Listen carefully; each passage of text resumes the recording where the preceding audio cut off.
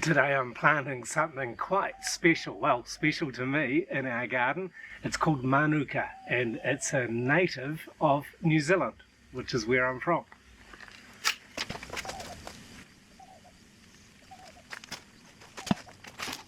To my pots I'm adding first some biochar because Manuka likes some good drainage, and we've discovered that putting some biochar in the bottom of the pot is really good. Then I will inoculate the biochar with some of our photosynthetic bacteria plant food and also some lactic acid bacteria plant food. It would have been better to leave the biochar soaking in this first, but I didn't and I need to use it. So I'm just giving it a good soaking with this mixture.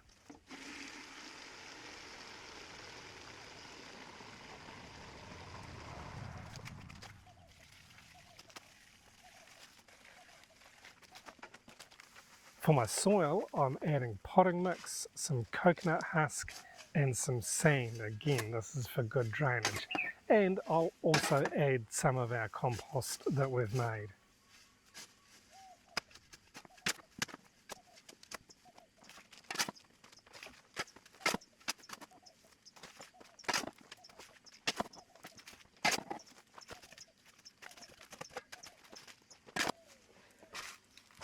The Manuka plant is a native to New Zealand. As I said, it's also native in Southeast Australia.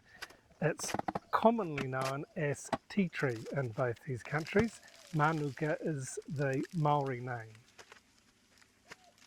It's a shrub or a small tree that typically grows 2 to 5 metres and is often used for regenerating cleared land because it grows pretty easily in a wide range of conditions.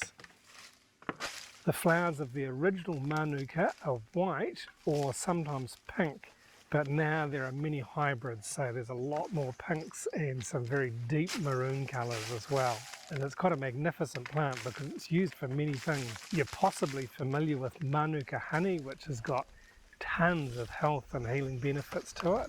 It's also used for essential oils, and it's really popular in New Zealand, I know, with people who like to smoke meat and fish because when it burns it gives off a really lovely aroma. And it's also used in pharmaceutical as well as traditional medicines.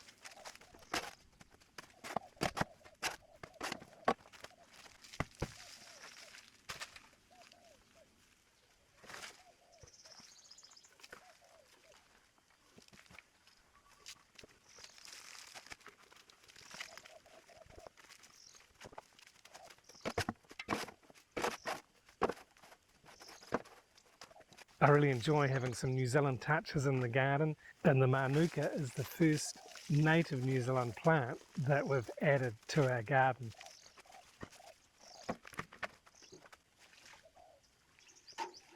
We've got a few other things around the garden that have a distinctive New Zealand flavour, and these are in the realms of art and design. On the countertop here that's just outside on the patio area of one of our guest rooms, I've carved in a koru shape. This is a very iconic shape that's used in all kinds of Maori art and design. The shape represents new life because it's been inspired by the new fern frond as it begins to unfurl. I've really enjoyed incorporating this into my art that I've done since I was at high school studying art. I've got another one of these in the garden that I'll show you shortly, but first of all I'd like you to see some art that was given to us by a friend of mine.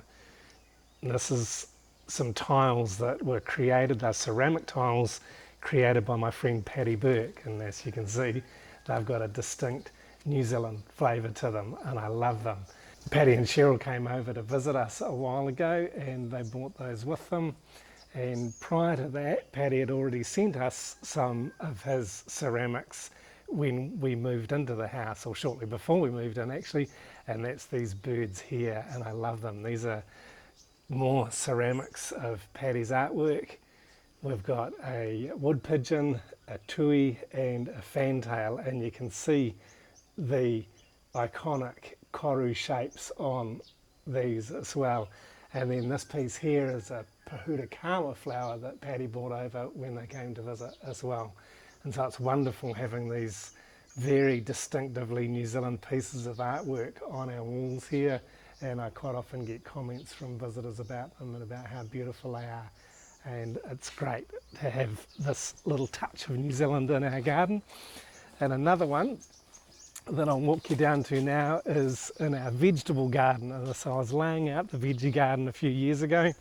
I just thought, well, I don't want to have a really straight stock standard garden with plots and rows of vegetables. I'll get a bit creative with it and incorporate a little bit into it. Might be a little bit tricky to see because it's a little bit overgrown, but the pathway here doesn't run straight. Got some garden beds off to either side. I grow tomatoes and different things. There's not much there now because it's so hot at the moment, but this pathway kind of wraps around and it gets to this point at the end of the garden, close to where I've made the teepee in the centre of it. And as you can see, it curls around in the shape of a koru. So I've just added this to our garden and really enjoy it. And then, yeah, like I said, more recently, I've incorporated the teepee into it as well. So it just adds another little bit of a touch of New Zealand influence, New Zealand culture, if you like, into our life here in northern Thailand. And if you'd like to find out more about what we do in our garden here at Suan Suk Homestay, please check out this video. Thanks for watching.